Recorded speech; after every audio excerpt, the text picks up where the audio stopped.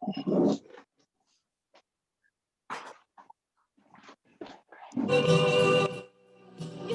peace and harmony. Oh, can you hear? Can you hear? We'll all be singing for joy. In peace and harmony. That's easier. Yes, peace and harmony. Hear anything? Oh, can you Start the hear? video. We'll all be singing for joy.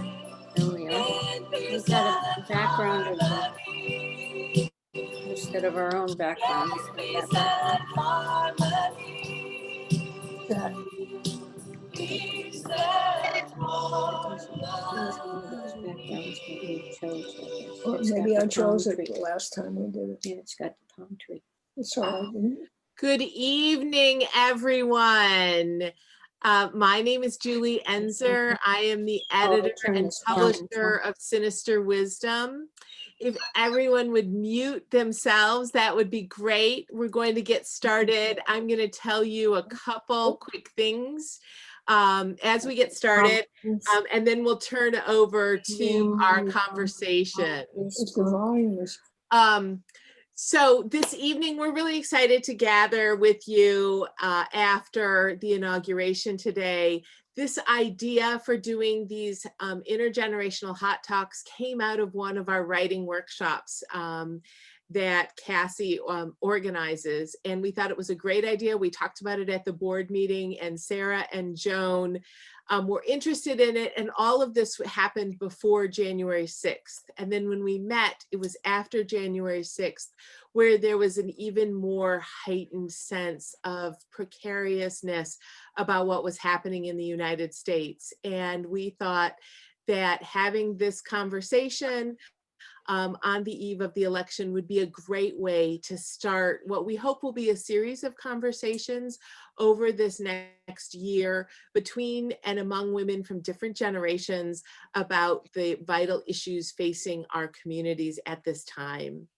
So how we're going to proceed this evening is that I'm going to finish my little introduction information, my little introduction here, and then I'm going to turn the conversation over to Sarah Youngblood Gregory and Joan Nestle, who are going to talk about all of the things that are bubbling up for them on today, this inauguration day in the United States.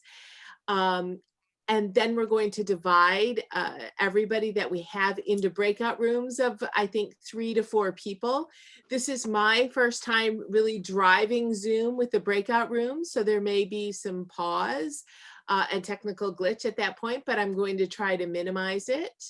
And then we're going to all come back and invite people to share in the chat and through by raising their hands from the information from the breakout rooms, things that percolated up for you.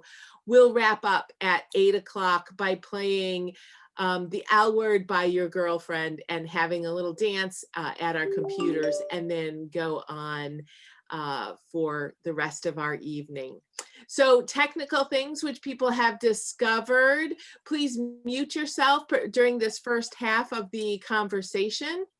If you don't, we will probably mute you.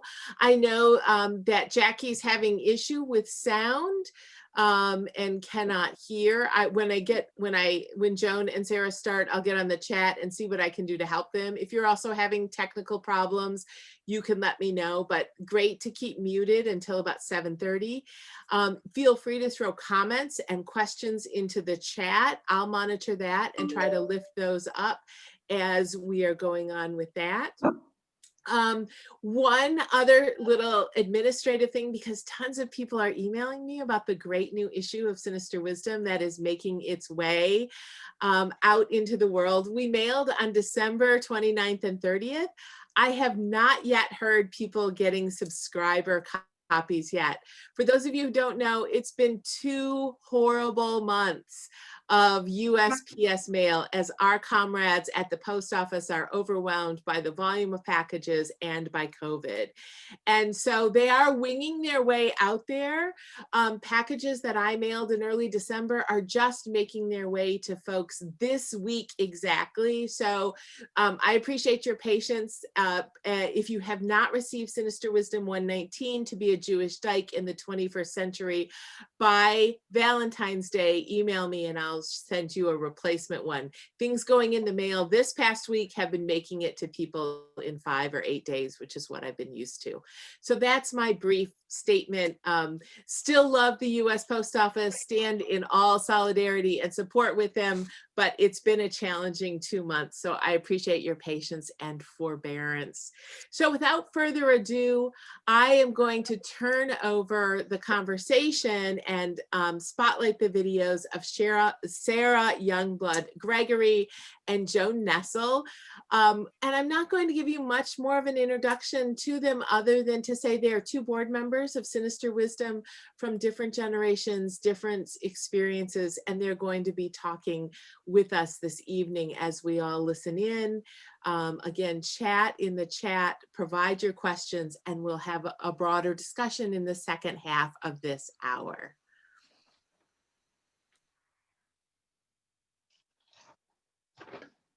Okay. Joan, do you want to introduce yourself?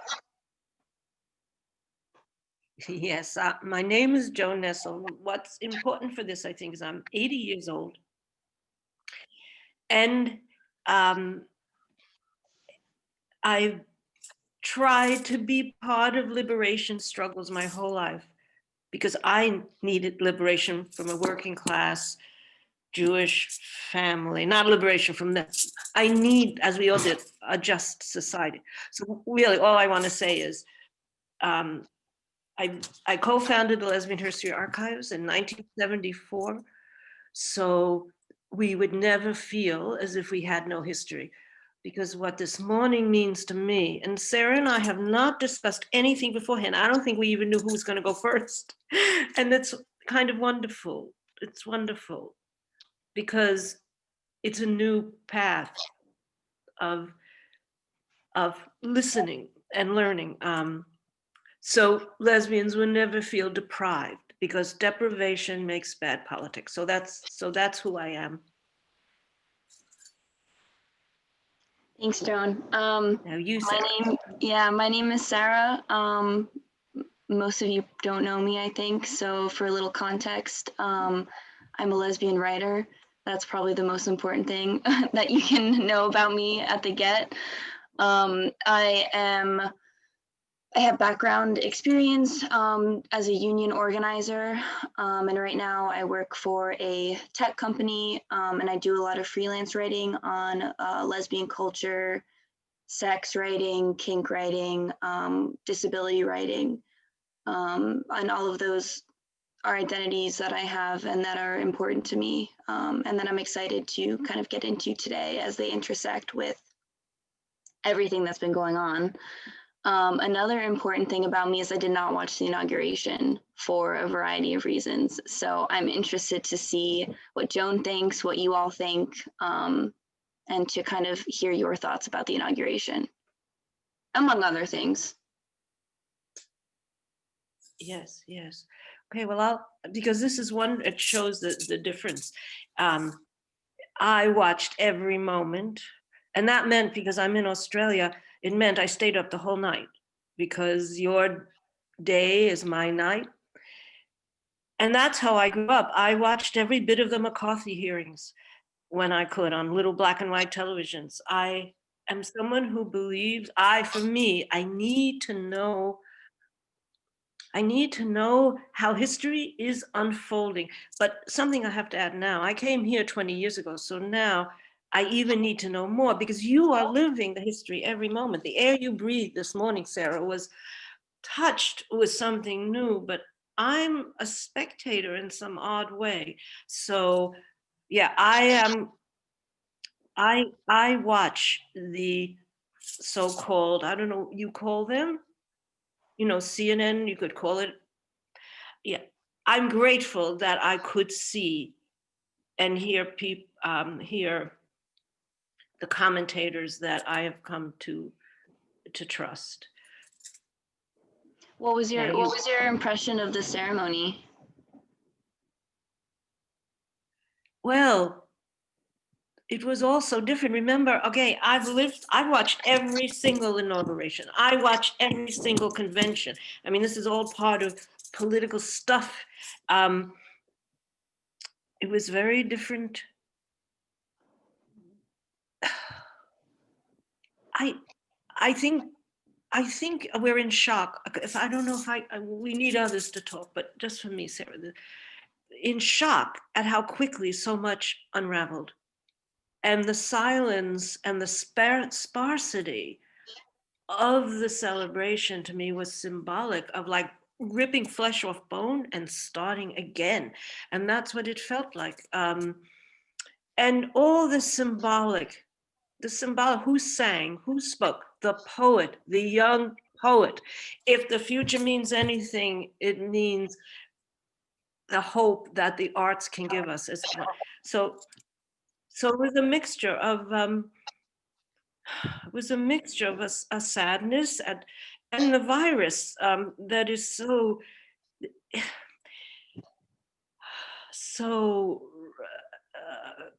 calamitous in your country. So it was a mix of things. And Melcy, I was fighting to stay awake because I somehow couldn't, I know at 80, I may never see another. That may be one of the differences. Another major political moment. And so I wanted to breathe, I wanted to take it all in. What I did was, so I was working, which is one of the reasons why I wasn't watching as actively. But I'm more interested in people's reactions and their meaning making from the symbols that I think were chosen during the ceremony today. I was on Twitter a lot and I was watching people talk, and I was watching people like sharing snippets of Amanda, I forget her last name, but the young poet laureate, and talking about her speech. Like that dominated my news feed more than any other aspect of the ceremony. And then afterwards too, I looked back on right before we got on for this conversation, Amanda Gorman, thank you. People were talking about the busts of MLK and Cesar Chavez that Biden had selected to put in the Oval Office. So I was interested more in what people's reactions were, and kind of the meaning that they were making of it, especially from the symbols that were chosen. I think for me, and I think the people my age, the people that I'm living with, I'm living on sort of like a homesteading land right now, in Florida, with a lot of queer artists, just like a lot of trans people, just a lot of people who are interested in kind of not separatist communities, I think in the way that lesbian separatism was, but something akin to that. It was a very nervous day, and especially leading up to it too. I think people more in the city were kind of keen to get out and come out into the country a little bit too. But what interested me was the surprise that there was no like other coup attempt or no like terrorist threat or anything like that. That surprised me a lot, and I feel a lot of uneasiness because of that. I don't think the silence on that front was happenstance. I think it was on purpose. I think more things are coming, and I think with Biden too, he's such a moderate, and I think his politics are, different enough from Trump, obviously, but not that different from just the establishment, that the people that I think are in my life feel very comforted. Or today, at least for me, wasn't a very hopeful day. It was sort of okay, we're glad that Trump is out, obviously, but we're very wary about what's to come. I think a lot of people feel pretty anxious, especially my age. Yeah.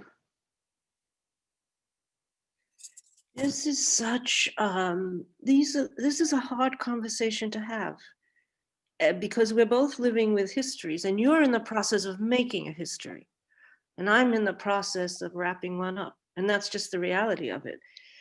And I do see a big difference. And I do see also a big America. And somehow, yeah, I agree. And Trump has told us he's coming back. And when he pardoned, that horrible man, Bannon, when he pardoned Bannon, that was a message. So it's about trying to bring as much of America into the conversation.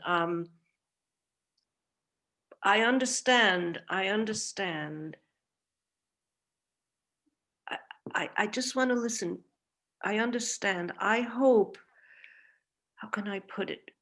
Because there are the working people all over America who are struggling. And perhaps, and people of color, if there's one more iota of hope in their hearts, then to me, Trump, that just showed that Biden, who has made terrible mistakes in the past, but we have something to begin with to rebuild. So, but this is I want you, it's so interesting to give up for me, to give up my, I want you to say, yeah, Joan. And I love that you're not. And this is when histories speak to each other. They take us to different places, but we're all here in the wings of Sinister Wisdom.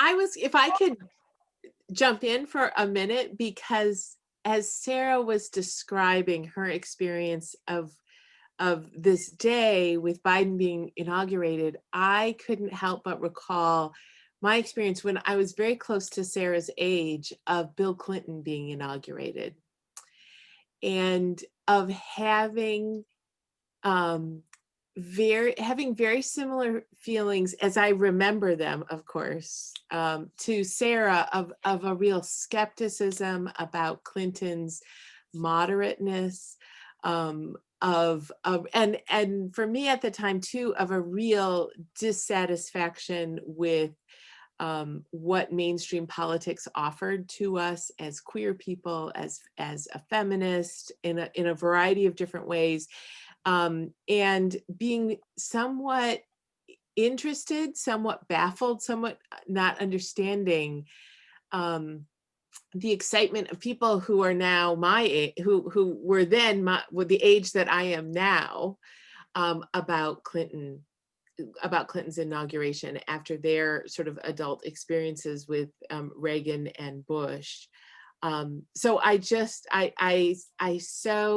it's interesting to me to now be in the spot of, I was filled with so much joy seeing Biden inaugurated, and at the same time have so clearly remember the dissatisfaction that Sara's talking about, and all of that seems true. I did have a moment of excitement when I saw his 10 executive orders that he issued today. That I felt some happiness, some genuine happiness. I was like, oh, okay, nice, okay. I mean, some of it I think with all Democrats and with Biden in particular, I don't think he goes far enough. But I think the Keystone Pipeline, halting that was great. That was a really big one for me. So I think that there were some things, and I think I did share and get a little piece of that excitement and joy. But one thing that I think did alarm me, and I think was sort of the same thing with Clinton, I've done a lot of deep dives into Clinton's presidency, because I find it really fascinating personally, but also, he was a centrist and he was kind of a reach over the aisle kind of person, which I think Biden is too. The emphasis on unity, I find pretty alarming, because unity, it's sort of, it's a smashing together of people with different values. And I don't think America right now has an agreement on what those values should be moving forward. I think especially as like a white supremacist state, and Trump being a fascist and being a white supremacist and kind of this emphasis on unity, you know, I don't want to be in unity with anyone who supported him or any of his ideas or anyone who's like, I don't know, I feel very cautious about Biden's let's heal, like let's get back together, let's unite, because that kind of rhetoric means like, okay, well, is accountability not going to happen then? You know, on an institutional level, where is accountability going to happen? That's kind of what interests me and where kind of a lot of hesitation comes from. I mean, and it is an interesting thing because there's a part of me that's pragmatic, and that may be, and that's why we need pragmatic in the sense voices outside the establishment, and definitely Biden is of the political establishment. Will have to keep pushing and pushing and pushing, and there's more of a chance now that they'll be listened to than before. But like, I think if this change does nothing but give the dreamers a day without the terror that they're going to be deported, to me, that's it. I think of all those young people who Trump kept torturing with threats to remove them from the only country they've known. So America has come to such a place where we look for cracks in ugliness. And I'll say, and you know, so that, but I agree. This is where comradeship of social struggle comes into being, and where the role of artists comes into being, to keep pushing against the cliched, you know, political tropes like unity. And we've had some of the same things in the lesbian community. I remember this sisterhood. And in sisterhood, all kinds of lesbians who are different were being, I'm thinking of sex wars, I'm thinking of a lot I've gone through, were being in a way brutalized. So yes, there has to be, yes, well, I'm just saying, yes, Sarah. And where you will go with your positioning and your comrades' positioning will be crucial. How involved you are in pushing for true change, not a rhetorical change.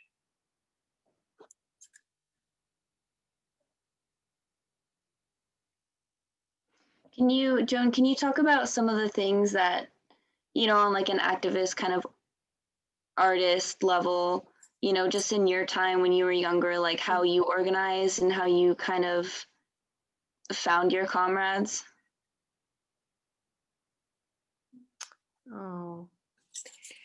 It's so, I think we need 5 hours. We need everybody. It was easy. The struggles found us. Again, racism. Remember what happened with the march from Selma to Montgomery. Remember the images. Before, I found my comrades in the anti-McCarthy movement. So that's like the 50s. And that came because of my own background and a mother. Too much to say. All I know is it's a lonely process in the beginning. Okay, to be anti-Joseph McCarthy, to take around petitions in the late 1950s America. You have to be willing to stand alone. And then little by little, because I went lucky enough to go to Queens College, which is a school, you know, a free part of the city university. I found red diaper babies. And red diaper, so one history educates another history. Histories of comrades educate comrades.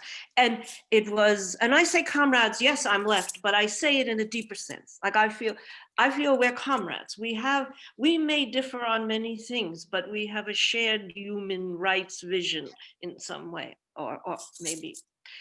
But so It was, people were committing suicide on the Queens College campus. Teachers who were afraid, who have been outed as communists, were jumping off rooftops. I didn't have to look for history. What I had to search myself to say, are you willing to be an outcast again? I was an outcast already because I was queer already. I was an outcast already because my mother sometimes did sex work. I was an outcast. And so all of you, okay, that's all. So, and been doing that, then I found, again, what's the other thing? And then remember, we have this to hold up if I'm talking, if we talk to me. The other thing I just want to say, because I think this, we share this, that made me, that gave me comrades was my desire for a sexual touch. So how do I take on the state? How did that lead so many of us to take on the state before Stonewall? It meant I would walk the streets of Greenwich Village looking for butch femme women, looking, following them, and then finding this sleazy, it's been called, violent, it's been called, lesbian bar called the Sea Colony. And if police coming in every Friday night, Saturday, Sunday night, or Friday night to get their payoffs and beating up your lover doesn't radicalize you. And then, of course, racism and the civil rights movement and the anti-nuclear movement. And so I'll end it. History will find you, as it has so many who've gotten involved in Black Lives Matter. It's you finding the self that says, okay, I may lose friends. I've lost friends over my stand on Israel. I've lost being pro-Palestinian, and I have lost friends in the lesbian movement because having trans people in our movement takes me back to how it started. You lose friends, just don't lose yourself, but make that self a changing self, a listening self.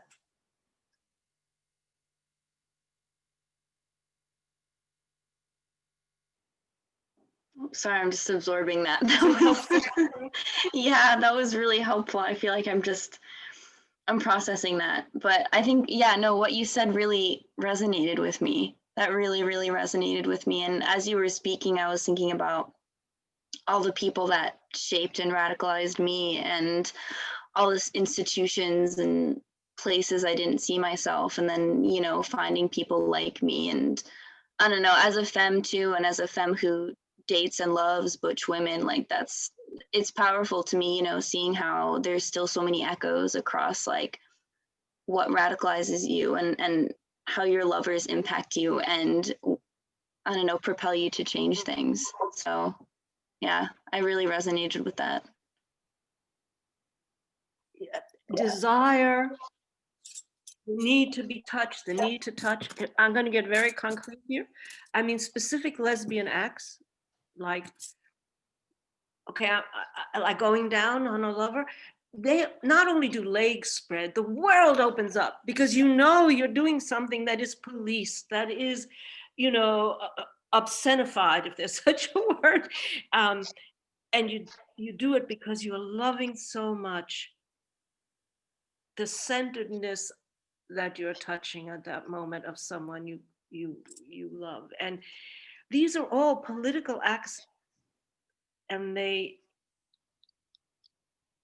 carry them into struggle. I just have to say, you know, being down and doing minor voter registration work in Selma, you have to be, and on that march, you have to know physical fear.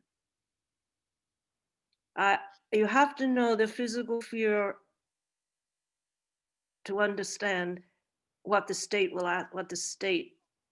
can throw against you. And that's why these demonstrations in the streets that have been happening, to me, that's the deepest lived political commitment.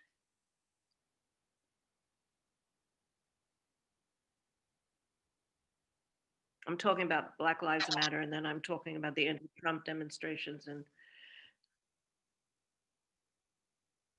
Yeah, absolutely. And I just kind of want to bring the pandemic into this. I know we're getting close to time, but I'm interested in, you know, now that a big aspect of my generation too is organizing via social media. And that's been something that has really impacted my life. And it's also impacted my life as someone who has chronic pain. So isn't always necessarily able to like go out physically places or have the energy to physically sustain myself in, you know, physical spaces, etc. So kind of like these psychic and like online organizing spaces that are still policed, right? Because like Twitter and Facebook, these are all private companies who also do target minorities and BLM and queer people, et cetera, et cetera. So bringing in the pandemic, it's interesting to also see how so much has gone remote. Like a lot of organizing is just remote now. A lot of connecting is remote now. And I think in some ways it makes it more accessible. I think in some ways it makes it more covert. And I think in some ways too, it makes it harder because I think people can get a little more apathetic, you know, if it's just online versus in person. And I think there's something to be said for face-to-face contact. So I'm interested in what you think about that and like different organizing strategies and things like that, especially given the pandemic. You know, I just want to say, I was worried that I didn't know, I was worried I wouldn't be able to do this in a useful way. And now I wish we had days to do it, to talk all together. I don't use Twitter. The only thing I use is Facebook because of, and I question it all the time.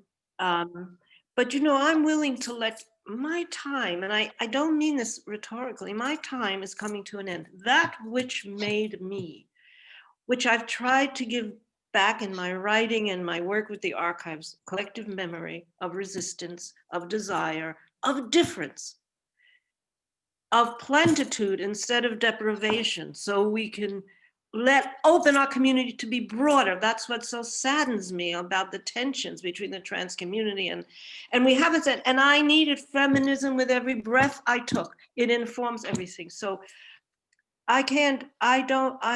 you will find your ways. For me, the physical presence of the body, the touch, linking arms at a barricade, sounds very 18th century, but it's true. Feeling even the breath of the police horses on you, the smells, the touches, the shouts, the night sky, the earth. I just want to shout out to my comrades in their, as I said, to my comrades in their hundreds, 90s, 80s, who have socially fought for change all their lives. How I love them, how they gave me strength, how and how you will give, your generations will give each other strength. So I can speak. Yours is the world. I would just try to say, don't lose the gathering moment. Don't lose the time when you break out of your private places into public, contested, shared, face-to-face, standing on Women in Black, all the street corners, from Israel to here, all the street corners, where you see terror in your comrades' eyes and you hold each other even stronger. And I'm thinking of people like Grace Paley standing on vigil lines with her. I'm thinking, so that physical touch of keeping each other strong. So I think you will have, I think it will all, I don't know, I can't predict. I just wish you so the best, Sarah. I wish all of you, how can I say, use us, use whatever markings we leave behind for you. Use us to give you strength, because you're going to need it, because the Trumps are not going away. The haters are not going away. So I like it that I'm sort of a little bit off screen, because that's how it is. That's beautiful. I'm going to, it's 7:34. I'm going to interrupt here, and I'm going to attempt to send everyone into small group discussion rooms. I'm going to attempt to have 3 or 4 people in each discussion room. And I invite you in this small group to talk with one another about what's percolating up for you, what you've been thinking about today, what you're thinking about from this conversation, what you need to tell one another.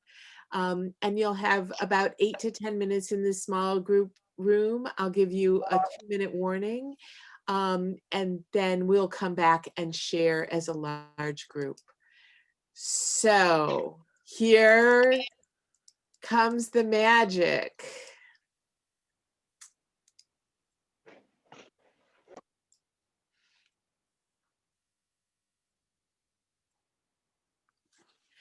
You've been invited Do to we join a join. breakup room? You click yes, join the breakout room, and then you'll be in it.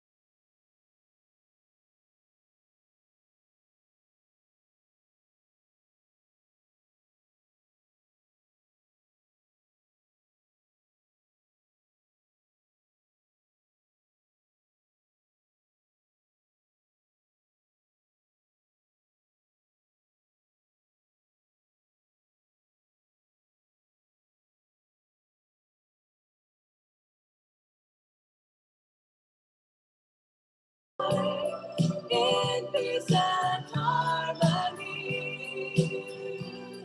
Yes, peace and harmony.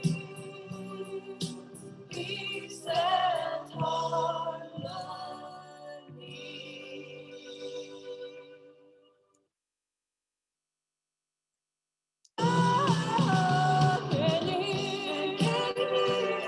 We'll all be singing my song in peace and harmony. Yes, peace and harmony. Peace and harmony.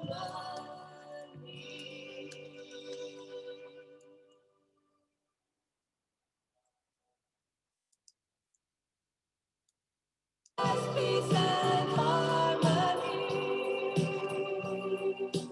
Peace and harmony.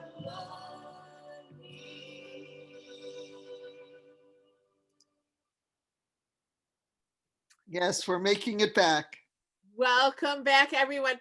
So I did not dip into any of the rooms, but I have this feeling that they were good because everyone seemed to linger in the rooms until they automatically shut down. So It was too brief. It It was too was- brief. it is always too brief. Yes. Mhm. But next, this is our first time out, so that's good feedback for Mhm. next time.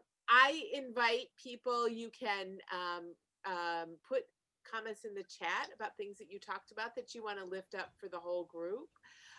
You should also be able to raise your hand or somehow give me a signal that you want to speak. And just so that on Zoom, when everyone talks at the same time, it's not like the family dinner table where it's productive. So let me know if you want to speak, and what do you want to report out from the meeting?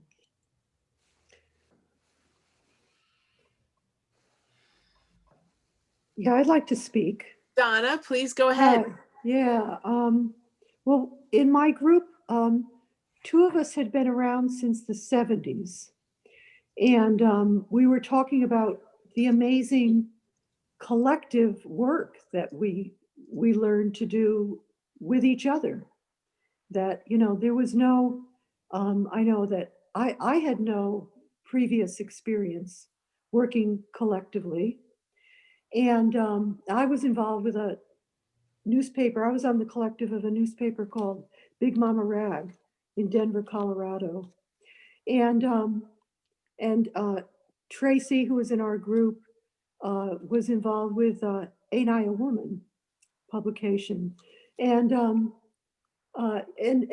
one member, if you don't mind my speaking for you, was young and unfamiliar with not knowing how to connect. And I suggested lesbian connection. It's that would be a wonderful way to connect for a younger person or even an older person, even myself. And I've been a long-term subscriber. So that's something that we talked about is, it's still important for me to make connections, lesbian connections, even though, I work with a lot of other groups, mixed groups, but that lesbian connection is still very important because we are an oppressed group still. Thanks.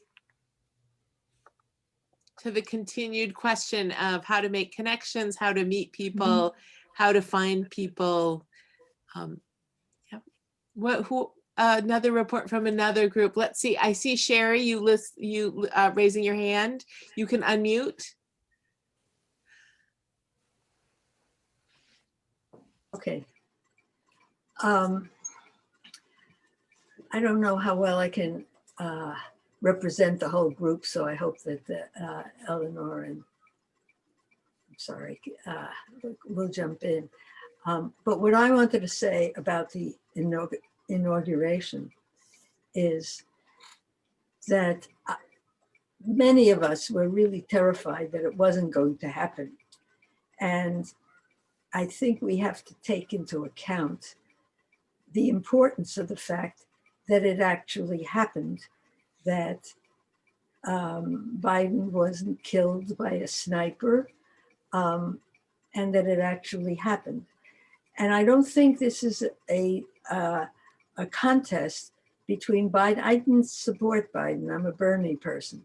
But the difference between Biden and the corporate Democrats and Trump is that Trump isn't just a Republican, he's a fascist. And he is extremely dangerous. And that a lot of the good stuff in his first day of action is a response to the strength that we put together as the left. We flipped the Senate. We pushed, and we have to continue pushing. And I think we can celebrate the strength that we have put together, partly as a result of Bernie and of all the other left organizations. But Biden wouldn't have put forth some of the stuff that he did if not for Bernie and the rest of us. And also that the inauguration was very multicultural, and not just in terms of faces, but in terms of representing policies. And it was really what we would say in Yiddish, a shtup in the eye of Trump, just to think about what that inauguration looked like and what he has represented. It's a repudiation. Thank you, Sherry. I see Joan cheering with her arms, her fists raised. Let's see, I saw some other people waving. I didn't know if you were waving to one another or if you were waving to be recognized to make a comment. So wave now if you want to make a comment. Yeva. Hi, Julie. I want to thank my group members, and I'm just going to say very little about my group because my comment is for Sarah, but we had people in their 50s, 60s, and 70s in our group, and that was good. One thing that struck me, I'm one of the people in their 50s, is that, so I think we have a spectrum. It's not an either or, it's a spectrum of ages, just like a spectrum of all kinds of things. One thing that struck me is when you were mentioning your organizing as being online, as being more accessible and more covert. When I heard that, I also interpreted it in an alternate way as online is less accessible to those of us who are more analog. I think about the people who are not here. We had somebody who had their first Zoom small group in our group. And I never heard of Zoom a few months ago. And this whole online thing, for somebody as a pink diaper baby, it's very challenging. And thinking that one is more covert online, it's hard to, I think, for younger people to understand the ways we are all being tracked. This is being recorded, it's online, everything is tracked. This is the public. You are on the corner here electronically. It is recorded. With big data, everything is, you are being recorded all the time, whether you want to or not. So it's just a different way to think about that. And it would be really good to think about that quite deeply, because people are being it's a global tracking now, and even you might not realize, but it didn't used to be our passports, everything is digitalized so that we can be identified down to the centimeter in space and down to the seconds in time. What are we doing? And predictions made about our behaviors, this, that, and the other. So I just thought I'd bring that up, and to somehow bridge these analog and digital worlds, because there's power all over the place to share. So that's it. This is great to be able to be here today. Thank you so much. Thank you, Yeva. Yeva raised her hand. I encourage other folks to do that if you want to speak, or now's the time to wave. And I'm toggling between the two screens. Wave if you'd like to report from your group. I see Madeline and Jen wanting to get in on the action. I'm Jen. This is Madeline. I just wanted to say that this is our first time doing anything for Sinister Wisdom besides just like reading the books by ourselves in our house. And so I just can't express how like refreshing it is to be with a community of people. I'm like getting teary just thinking about it. Honestly, every single person here, you mean so much to me. And I think especially these last few years, it's been really hard to sustain hope in like a better world. And I feel it more when I'm around other people who also like I feel like all together we each bring our little buckets of hope and then we can have something massive as long as we're all together. It's not a very good metaphor, but I'm emotional. And we talked about that a little bit in our group too, about sustaining hope while still feeling like tired and angry. And so just thank you everyone for being here and you make me feel invigorated. So Thank you. That was Jen, right? Yes, because I see both your names on the screen. Thank you, Jen. I think, you know, a big reason why we started to gather for Sinister Wisdom on Zoom was the hope we feel connecting with one another in this time of Trump, this time of pandemic, and all of that. So thank you. I'll take one more report from a room if someone wants to speak, and then I'm going to have Sara speak, and I'm going to have Joan speak briefly before we go into our final dance. Does anyone else want to report from their small group? Yes, I'd like to report for group number 1. It was 3 of us, and we talked about the imperfection, the imperfection of Biden, several imperfections of Biden, and yet we have the best we can have right now, and so how to make the most of that. We talked about the trans situation and Title IX, the gender identity situation in Title IX, and Joan suggested find out a way in which we could be respectful and inclusive, and yet maintaining our presence. And so we didn't find a way, not in the 3 minutes you gave us. But it was posed, the questions were posed. Mm-hmm. Mm-hmm. We definitely imagine this time together as what we hope will be the beginnings of conversations. And as I mentioned at the beginning of our gathering together, we're hoping to do a series of these Hot Talks intergenerational conversations about things in our shared collective political lives. I saw Marianne here. She sent me the great email saying that she wanted to hear people reflecting on cancel culture and different ideas about that. We didn't exactly get there tonight. As I indicated to her, we might not, but I think that's a great topic that will hold on for future intergenerational conversations. And I invite everyone who's here this evening, if you would like to be a part. Marilyn asked cancel culture, cancel, C-A-N-C-E-L. We definitely want to put together others of these. I invite, if you are interested in being one of the interlocutors at the beginning of the session, as Sara and Joan were, I invite you to email me and volunteer for that role, and we'll try to curate a series with people in different discussant roles.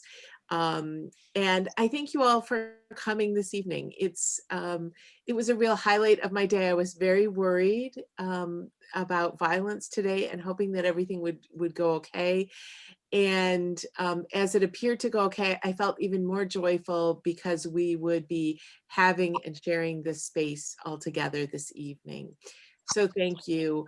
Thank you to all of you for supporting Sinister Wisdom. I want to have Sara speak for very briefly, and then Joan will speak very briefly, and then I will put on the magic music, the L word by Yer Girlfriend. You can dance, you can sing. I'm not going to stand up because I am only dressed from the boobs up. But others should get up and dance, and then when the song ends, I will end the Zoom call. So Sara, your final comments. I just want to say thank you, Julie, thank you, Joan, and thank you to everyone who set aside the time to come and speak and listen and enter into dialogue. I'm definitely hoping that this will be something that Sinister Wisdom continues to do. I really enjoyed it. And I'm really interested in hearing more intergenerational dialogue between lesbians. That's something that I really want in my life and have always wanted more of in my life. So thank you all. Joan, speak us into the song. Oh, thank you, Julie. Always, when my spirit fails, you lift it up. And to all the faces, my old comrades, meaning long time, I send you such love and holdings in my heart. And to new faces, don't turn away in anger. Keep trying to find a way to work in everybody's history with mutual respect. So I love you all so much. And thank you, Sara, for putting up with me. Thank you, Joan. Here comes our song. It lasts almost 5 minutes. Dance, wave, chat, and enjoy.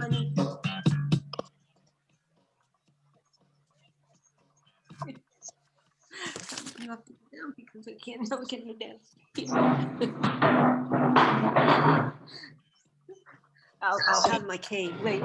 This has to be mobility. Name and I took shame to try to improve our life. Come on and say the word. It's the only chance you got. To stop lying and dying. Everybody say Amazon Autumn and others. Why is everybody getting out and dancing? now, but every time you said the word, something take a turn. Did you look around to see if the sound is not enough to make the ear burn? Did you say it in a whisper, or did you just say gay? Did your face turn red? Did you decide to stay? To save it for another day? Did you yourself say that? It kept me in.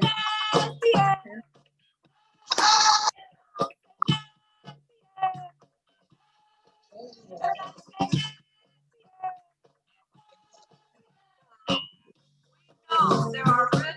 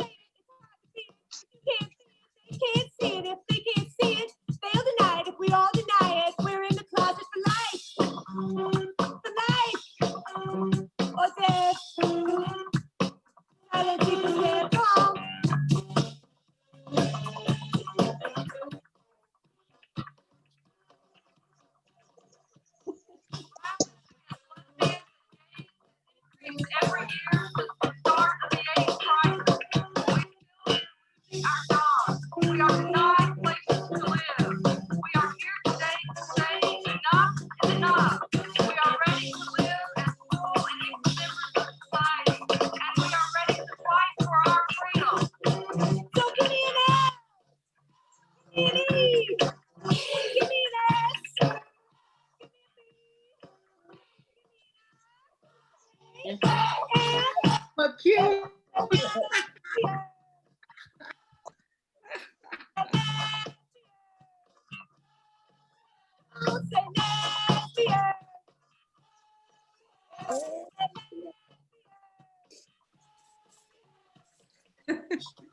I want to do a little clean.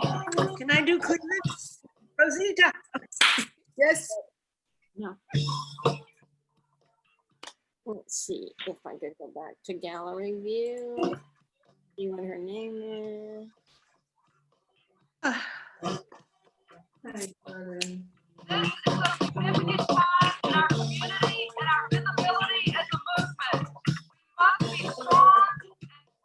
Back in the 70s at the women's, when we was at the firehouse, we used to call it, because that's what it $2 and dance all night. It was so and so would take off their shirts and dance top three. That was amazing. Lesbians. Lesbians. Say your name. Lesbian. Lesbian. Lesbian.